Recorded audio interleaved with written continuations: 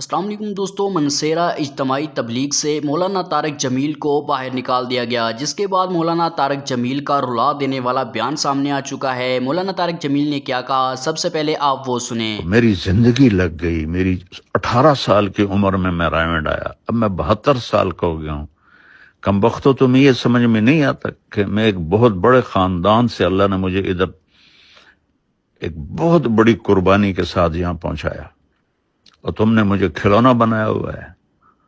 جن کو بات کرنے کا سلیقہ نہیں ان کو تم بٹھا رہے ہو، جس کو اللہ نے ایک میں نعمت دی ہے اس کو تم کاٹے لگا رہے ہو کہ یہ کرتا ہے وہ کرتا ہے۔ تم لوگ کیا کر رہے ہو بیٹھے ہوئے؟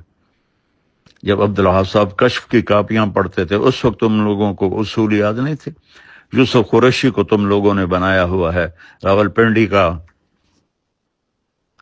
فیصل وہ تو مولوی صاحب کا ساتھی ہے۔ یہ صرف میرے لیے یہ سب کچھ ہے؟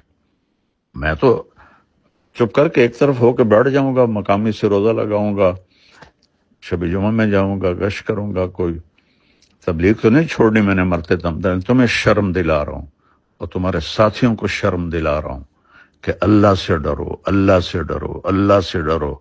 تمہارے دلوں میں نفاق بھرا ہوا ہے، منافقت بھری ہوئی ہے۔ رائمنڈ کو تالے لگوا دیں اگر اس کو ہم لے کر آئیں تو رائمنڈ کو تالے لگ جائیں گے میرے بیان کرنے سے۔ بہرحال میں بہت دکھ میں ہوں، اس لیے تمہیں پتہ ہے اتنے سال سے کٹھے ہیں، میں نے کبھی ایسی بات، لیکن تم لوگوں نے ظالموں مجھے وہاں تک پہنچا دیا ہے کہ میری بس ہو گئی ہے۔ اور تم بھی انشاءاللہ تیار رہو، تمہارے بستر بھی گول ہونے والے ہیں۔ اگر تمہاری یہی بد اخلاقی اور یہی منافقت رہی تو تمہارے بھی بستر گول ہونے والے ہیں۔